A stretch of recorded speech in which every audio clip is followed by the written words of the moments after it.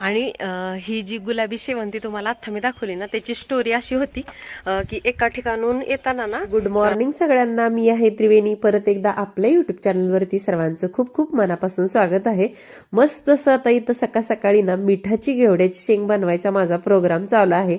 बघा, कोणाकोणाला अशी मिठाची घेवड्याची शेंग, मिठाची गवारीची शेंग खायला आवडते हे कमेंट करून नक्की सांगा. म्हणजे खारी गवारीची शेंग असं म्हटलं तरी चालेल किंवा खारी घेवड्याची शेंग असं म्हटलं तरी चालेल. खूप मस्त लागते, एकदा ट्राय नक्की करा. आणि हे जे डब्यात दाखवलंय ना, ते ऊर्जा वाढवणारं आणि रोजच्या सकाळचा घाई गडबडीतला वेळ वाचवणारं असं वाटण कालच्या व्हिडिओमध्ये मी तुम्हाला शेअर केलं होतं.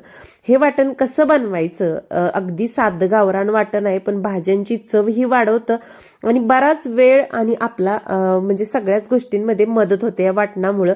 याच्यामुळे सुक्या पातळ सगळ्या भाज्या बनवू शकता तुम्ही. ते वाटण बघायचं असेल तर कालचा व्हिडिओ नक्की बघा, चॅनलवरती जाऊन अपलोड केलेला आहे.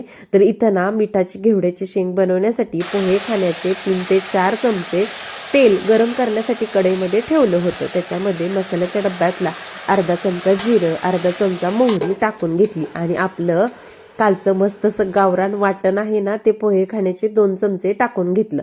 2 चमचे का टाकलेलं आहे, कारण शेंगादाण्याचा कूट मग थोडासा कमी लागतो. आणि मस्त असं बघा, त्यानंतर ही स्वच्छ धुतलेली घेवड्याची शेंग त्याच्यामध्ये टाकून घेतली. चवीपुरतं मीठ, म्हणजे साधारणतः अर्धा किलो ही घेवड्याची शेंग आहे, त्याच्यासाठी पोहे खाण्याचा 1 चमचा मीठ टाकून घेतले. अगदी या मिठाला जे पाणी सुटेल ना, त्या पाण्यावरतीच ही मिठाची घेवड्याची शेंग आपण शिजवून घेणार आहे. तुम्हाला हवं तर थोडंफार पाणी तुम्ही याच्यावरती शिंपडू शकता, पण मी अगदी बारीक गॅसवरती ही शेंग शिजवून घेणार आहे. अगदी 2 मिनिटाला परत एकदा मिक्स करून घेणार आहे. स्वयंपाक होत आलाय माझा, म्हणून अद्रकवाला फक्कड असा चहा शिजवलेला आहे. थंडीचे दिवस आहेत म्हटलं की चहा पिण्याची डबल इच्छा होते, पण मी सकाळी अर्धा कप चहा घेते आणि नंतर एकदा अर्धा कप 9-9:30 वाजता जेव्हा सगळं कामावरून होतं तर तेव्हा कधीतरी जास्त इच्छा झाली तर मग चहा घेते. तर आज झाली, तर दोघांसाठी पण अर्धा अर्धा कप मस्त असा अद्रकवाला चहा बनवलेला आहे. एका गॅसवरती दूध गरम करायला ठेवले, म्हटलं दूध गरम होते तोपर्यंत आपला चहाही एन्जॉय करून होईल. आज मस्त असं ऊन पडले, काल खूप आभाळ आलेलं होतं त्यामुळं थंडी नव्हती पण गरम होत होतं. तर मस्त असा चहा घ्यायला या सगळेजण.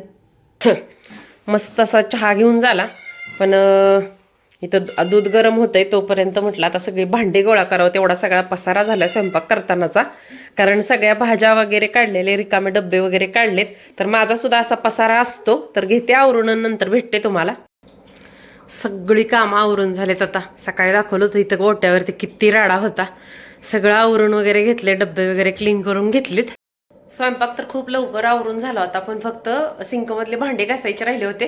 कारण काल जो तुम्ही ब्लॉग बघितला असेल त्याच्यामध्ये मी पारंपरिक गावरान वाटण बनवलेलं दाखवलं होतं. तर तो एडिट केला, अपलोड केला, कारण काल त्याचं मी एडिटिंग केलेलं नव्हतं.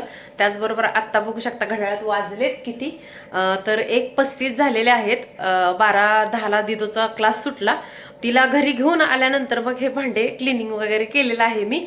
आता परत 3 वाजता तिला आणायला जायचंय, पण त्याच्या अगोदर इथं ज्वारीचं दळण आणलंय. तर ते ज्वारीचं दळण सुद्धा मला चाळून ठेवायचं, म्हणजे रोजचा तो पण एक ताप कमी होतो. डायरेक्ट चाळलेलं पीठ असलं की बऱ्यापैकी धूळही उडत नाही किचन ओट्यावरती आणि आपलाही वेळ वाचतो सकाळ सकाळी ते पीठ चाळण्याचा.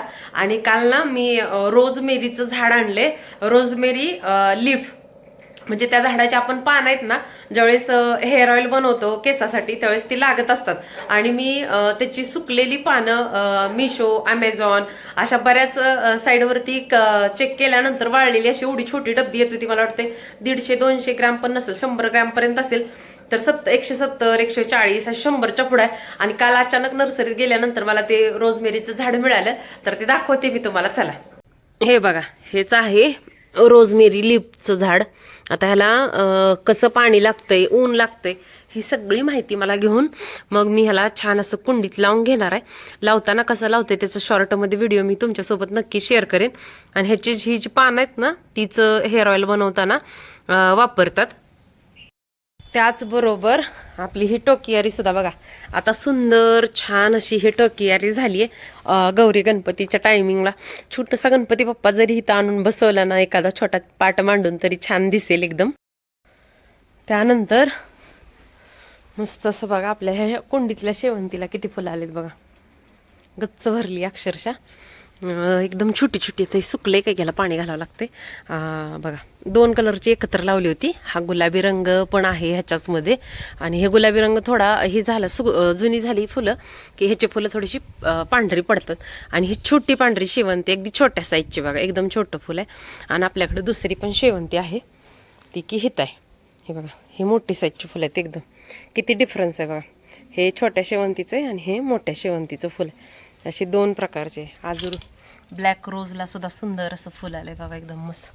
आणि ह्याला सुद्धा भरपूर फुलं आलेत. चला आले बाहेर आणि सुकलेलं दिसतंय ते झाड, तर त्याला पाणी आणून पाणी घालून घेऊया. पाऊस पडत होता तेव्हा मी ड्रममध्ये एका पावसाचं पाणी साठवून ठेवले, तेच घेते इथं ड्रममधून. अर्धा ड्रम होता ना, हे पावसाचं पाणी वरतून इथून स्लॅबवरून पडत होतं जिन्याच्या तिथून, तेच ठेवलं होतं. तर आता तेच पाणी झाडांना घालायचं. जोपर्यंत जातंय तोपर्यंत झाडांना छान असं पावसाचा पाण्याचा चांगला उपयोग होतो. सुकली शेवंती धावपळीत सोडायच्या आणायच्या कधी कधी लक्षात राहून जातं पाणी घालायचं. आणि काय झालं ह्याच्या कुंडीत ना माझ्याकडून भरतानाच पाणी थोडंसं माती थोडीशी कमी भरली गेली ह्या कुंडीमध्ये, त्यामुळं लगेच पटकरनं पाणी पण खाली जाते आणि हे झाडे सुकते. तर आता म्हटलं वाजलेत एक, एवढ्या उन्हाचं पाणी नको आहे घालायला, पण हे सावलीत आहे, असं काही एकदम उन्हात नाहीये, त्यामुळे ह्याला पाणी घातलं. खूप सुंदर बंचच दिसतंय बघा, खूप गोड आहे. इथं आपली शेवंती आणि आता ना ही पारिजातचा पाला आहे का नाही सगळा गळून गेलाय बघा थंडीत. हा कचरा सुद्धा क्लीन करायचा आहे म्हणून पण म्हटलं जाऊ द्या, झाला कुजून छान असं खत होईल म्हणून मी काय काढला नाही सगळा. आणि परत एक कारलं आलंय बघा आपल्या वेलाला छान असं दिसतंय. इथं आहे कारलं, मिरचीचे रोपं खाली इथं, आणि इकडं बघा ही वांग्याची रोपं फुलं यायला लागले तर ह्या वांग्याच्या रोपाला. आणि ही आपली गुलाबी जास्वंद शेवंती ह्याला आल्या आल्या अशी फुलं येतात बघा, खूप छान दिसतात फुलं, एकदम मस्त आहे. आणि ही जी गुलाबी शेवंती तुम्हाला आत्ता मी दाखवली ना, त्याची स्टोरी अशी होती की एका ठिकाणून येताना ना एका घराच्या शेजारी उपटून हे शेवंतीची रोपं टाकून दिलेली होती. मग तिथे जे काका होते त्यांना विचारले की मी रोपं ही घेऊन जाऊ का, तर ते म्हटले घेऊन जा. आणि ते रोप आणून मी लावले. जवळजवळ 4 वर्ष झालं मला प्रत्येक थंडीच्या सीझनमध्ये त्या शेवंतीची फुलं मिळत असते. मला खूप आवडतात शेवंतीची रोपं. चला घरात जाऊया आता. आजच्या व्लॉगमध्ये तुम्हाला स्वामींचं दर्शन पण घडवून देते बघा. छान अशी आज पिवळ्या आपल्या जास्वंदाला फुलं आलती, ती अर्पण केलीत स्वामींना.